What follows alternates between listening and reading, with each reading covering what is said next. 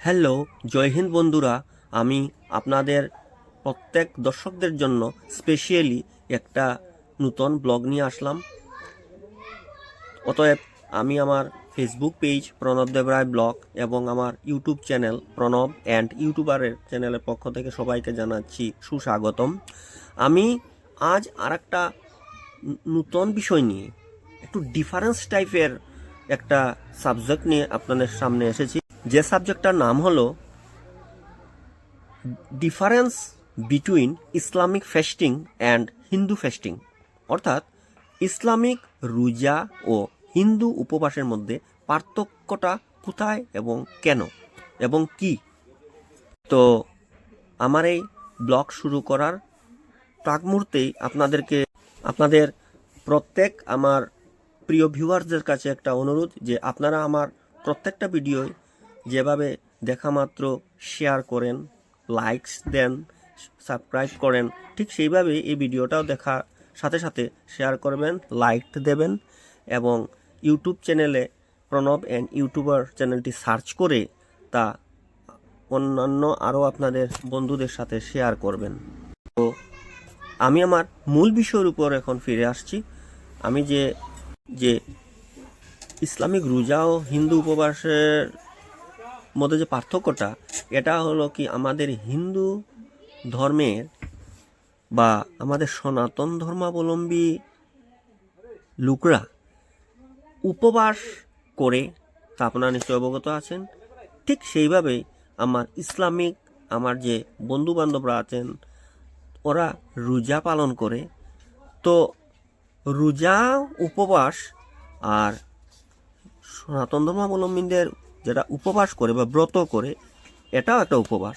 তবে আমি যৎসামান্যভাবে সংক্ষিপ্তভাবে আমি ওটা জানতে চাইছি বা আমি জেনে আপনাদের সাথে অল্পক্ষণ শেয়ার করতে চাইছি যে এটাও উপবাস আর ইসলাম ভাইদেরা যা করেন ওটাও উপবাসী, কিন্তু এটার মধ্যে আর ওই উপবাসটার মধ্যে ঠিক ডিফারেন্সটা কোথায়, ওই ডিফারেন্সটা খুঁজে বার করার জন্যই আমি এই বিষয়টার নাম দিলাম difference between Islamic fasting and Hindu fasting. তাই বন্ধুরা, আপনারা আমার সঙ্গে থাকুন, আপনারা আমার এই ভিডিওটি দেখেন এবং দেখা মাত্রই পরে আমার ফেসবুক পেজের কমেন্ট বক্সে আমাকে কমেন্টস করে জানাবেন এবং ইউটিউব চ্যানেলের কমেন্টস বক্সে আপনারা কমেন্টস করে জানাবেন যে আমার এই বিষয়টি আপনারা কতটুকু বা আপনাদের কতটুকু গ্রহণযোগ্য। ঠিক আছে, তবে আমি শুরু করছি, চলুন। তো আমার সুপ্রিয় বন্ধুরা, আমার যে বিষয়টা নিয়েছি এই বিষয়টা আমি ইসলামিক রোজা এবং হিন্দু উপবাসের মধ্যে পার্থক্য, difference between Islamic fasting and Hindu fasting, এই বিষয়টার উপর আপনাদের সাথে চর্চা করতে চলেছি বন্ধুরা। তো প্রথমত আমাদের জানতে হবে রোজা আর উপবাস দুটোটা পার্থক্য পায় সেম, দুটোটার অর্থ সেম। যেমন মনে করুন ইসলামিক বন্ধুরা যারা রোজা পালন করেন তাকে বলা হয় সাম নামে পরিচিত, ওটাকে সাম বলা হয়। আরবি উচ্চারণ বা সিয়াম, আরবি উচ্চারণ হলো বিরত থাকার অভ্যাস। সাধারণত খাদ্য, পানীয়, যৌন কার্যকলাপ এবং খাদ্য পানীয়ের বিকল্প যা কিছু থেকে পবিত্র রমজানে মাগরিবের নামাজের আজান বাজলে ভোর ও সূর্যাস্তের মধ্যে সায়ন পালন করা হয়। এটা হলো এই উপবাসের অর্থ বা রোজার অর্থ। আর এক সেম অর্থ হিন্দু ধর্মে উপবাস একটু আনুষাঙ্গিক অংশ। ব্যক্তিগত বিশ্বাস এবং আঞ্চলিক রীতিনীতি অনুসারে হিন্দু ধর্মে বিভিন্ন ধরনের উপবাস প্রচলিত আছে। অনেক হিন্দু মাসের নির্দিষ্ট কিছু দিন, যেমন একাদশী, এদুস অথবা পূর্ণিমাতে উপবাস পালন করেন। সপ্তাহের কয়েকটি দিন নির্দিষ্ট দেবতার জন্য উপবাস পালন করার বিধান আছে অনেক অঞ্চলে।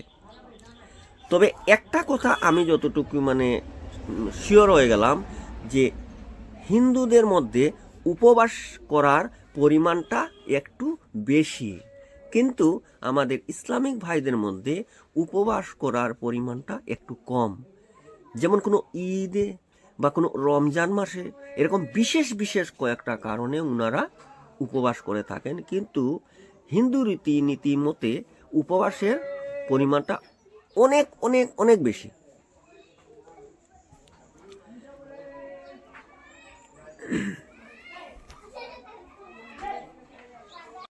তো ইসলাম ধর্মাবলম্বীরা রোজার শেষে ওরা যেন সবাই, বিশেষ করে যেমন সৌদি আরবের মক্কা নগরীর মসজিদ আল হারামে অবস্থিত কাবা শরীফকে ইসলামের পবিত্রতম স্থান হিসাবে গণ্য করা হয়। মানবজাতিকে পথ প্রদর্শনের জন্য তিনি যুগে যুগে অনেক নবী, রাসূল, আসমানি কিতাব, নিদর্শন পাঠিয়েছেন। ইসলাম ধর্মের প্রধান ধর্মগ্রন্থ হল পবিত্র আল কুরআন, যা স্বয়ং আল্লাহ বাণী আর সর্বশেষ নবী মুহাম্মদ 29 আগস্ট 570, 8 জুন 632 কথা, কাজ এবং মৌন সম্মতিতে সুন্নাহ বলা হয়, যা হাদিস নামে লিপিবদ্ধ রয়েছে। তবে সমস্ত সুন্নাহি হাদিস কিন্তু সমস্ত হাদিস সুন্নাহ নয়। সৌদি আরবে মক্কা কাবা শরীফ, যেখানে সারা বিশ্বের লাখো মুসলিম একতার মাধ্যমে ধর্মীয় গম্ভীর্যতা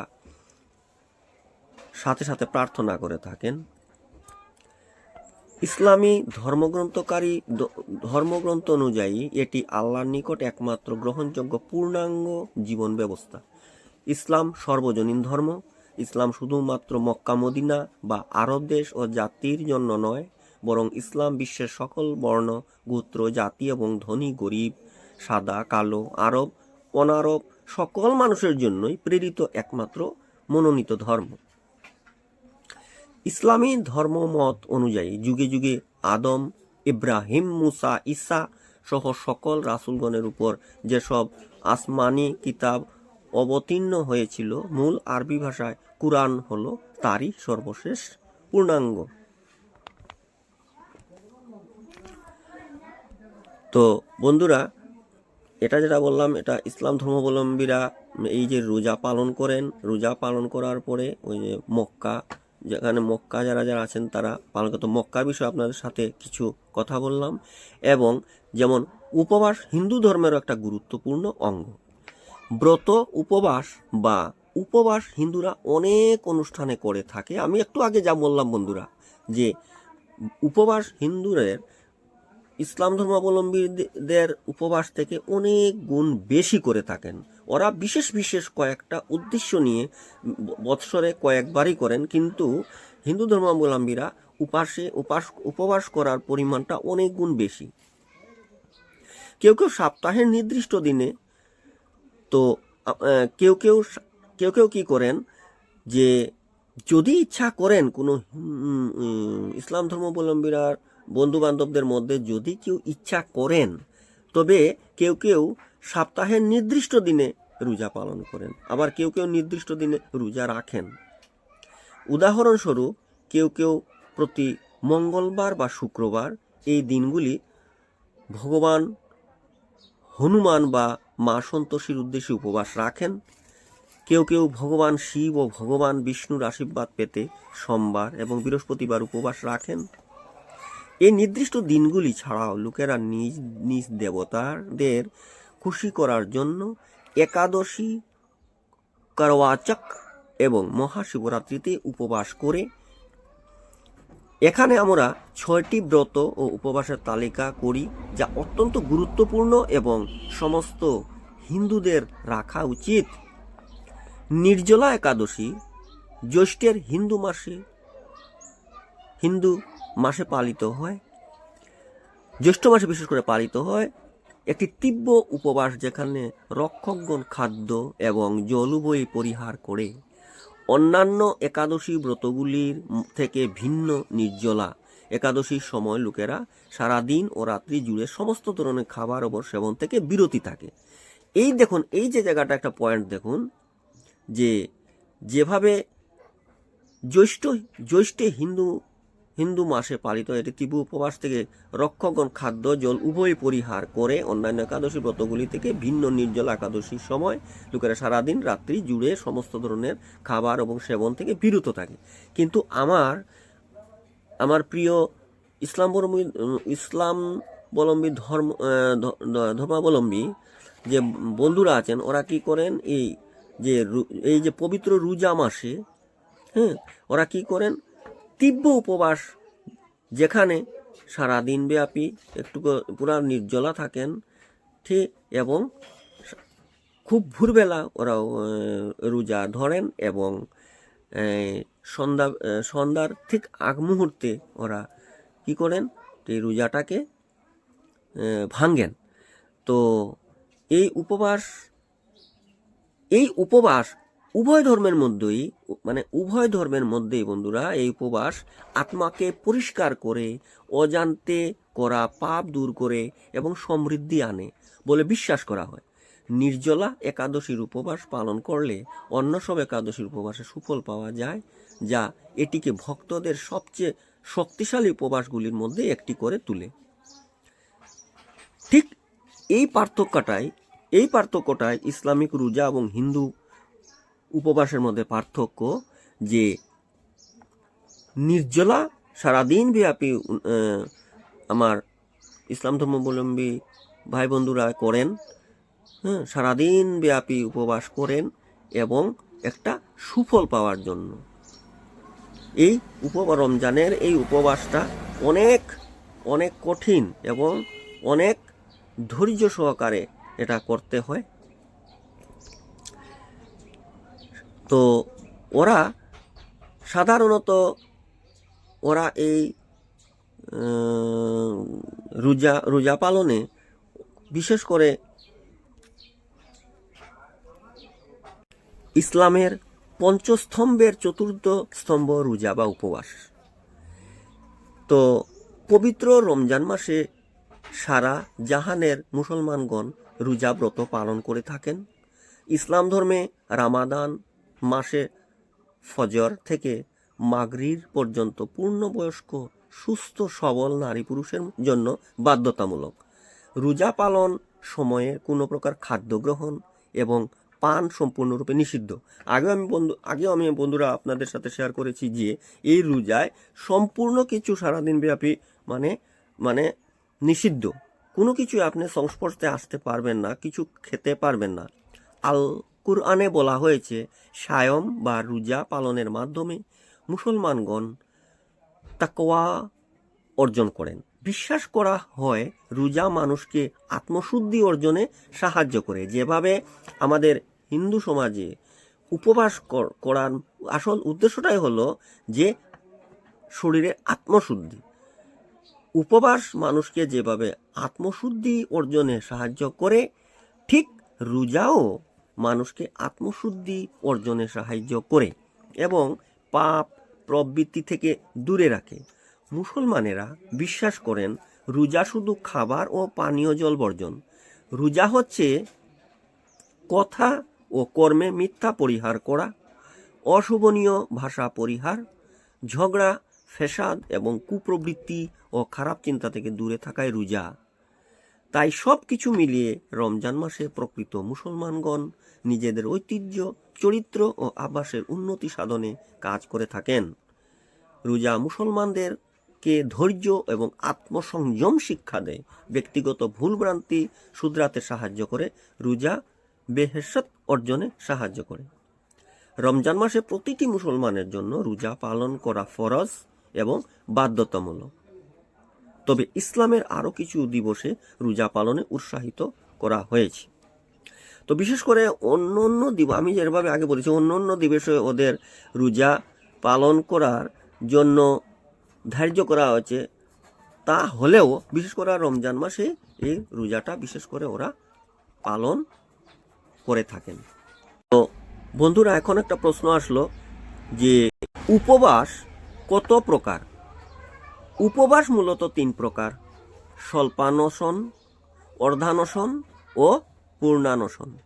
হিন্দু ধর্মে বিশেষ করে কোন দিন উপবাস করা ভালো? উদাহরণস্বরূপ ভগবান শিবের ভক্তরা সোমবার এবং চন্দ্র চক্রের 13তম দিনে প্রদোষম উপবাস করেন, যেখানে ভগবান বিষ্ণুর ভক্তরা শনিবার উপবাস করেন। মঙ্গলবার উপবাস দক্ষিণ ভারতে সাধারণ এবং মরিয়মন্নাথকে শক্তির প্রকাশ উৎসর্গ করা হয়। হিন্দু ধর্মে উপবাসের একটা খুব সুন্দর অর্থ রয়েছে, যেটাকে উপবাসকে সংস্কৃত ও হিন্দিতে বলা হয় উপবাস। বাস মানে অবস্থান এবং উপ মানে কাছাকাছি বা পাশে, সুতরাং উপবাস মানে কাছাকাছি। আরেকটা কথা বন্ধুরা এখানে আসছে যে উপবাস কি আপনার জন্য ভালো? এখানে উপবাসের উপকারিতা ব্যাখ্যা করা হয়েছে। আপনি কি জানেন যে সঠিকভাবে পালন করলে উপবাসের অনেক উপকারিতা রয়েছে? সঠিক পদ্ধতিতে উপবাস করা ছাড়াও উপবাসের সঠিক সময়ও রয়েছে।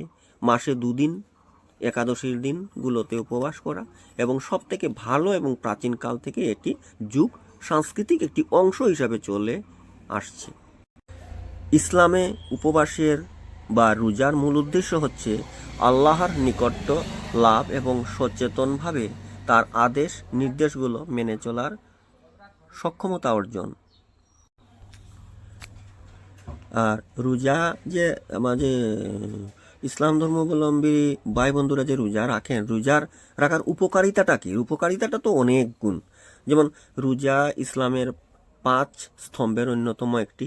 রমজান মাস জুড়ে রোজা পালন মহান আল্লাহর নির্দেশ ও ফরজ ইবাদত।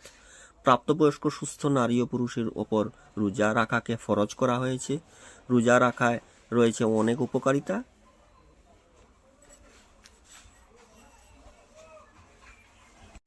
অতএব বন্ধুরা, আমার যে বিষয়টা নিয়ে আমি আপনাদের সাথে এসেছিলাম তা ছিল difference between Islamic fasting and Hindu fasting.